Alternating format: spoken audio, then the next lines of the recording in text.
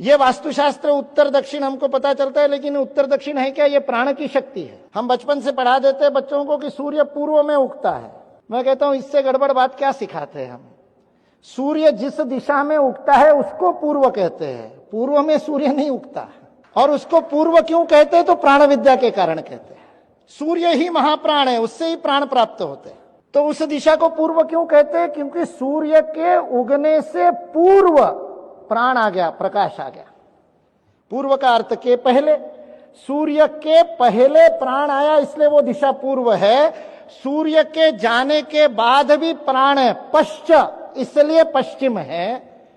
जिधर जाने से प्राण की गति बढ़ते जाती है, मात्रा बढ़ती है, उत्तर लगातार बढ़ती जाती है, इसलिए उत्तर है। जिधर प्राण कम है इसलिए दक्ष, सतर्क रहने की आवश्यकता, इसलिए वो दक्षिण है। वही आग्नेय नैऋत्य में, पूरी पुस्तक अभी नहीं बता दूंगा।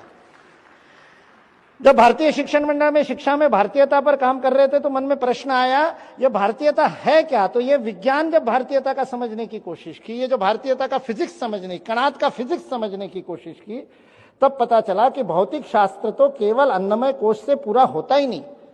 Bye only studying matter you cannot study physics, you need to understand the underlying energy. जो यूनिफाइड थ्योरी के अंदर वो एक ऊर्जा को खोजने का सारा विश्व फिजिक्स प्रयत्न कर रहा है, उस ऊर्जा को हमारे ऋषियों ने कब का खोज लिया था प्राण शक्ति के रूप में। 22 जनवरी को साक्षात देखा। उससे 2 दिन पहले जब वो सारा धान्य में और सब रखने के बाद में वो अरुण योगीराज जिन्होंने वो मूर्ति बनाई रामलला की, कह रहे थे रात को 2:30 बजे का मुहूर्त था जब वो रामलला की आंखों पर लगी हुई पट्टी खोली गई।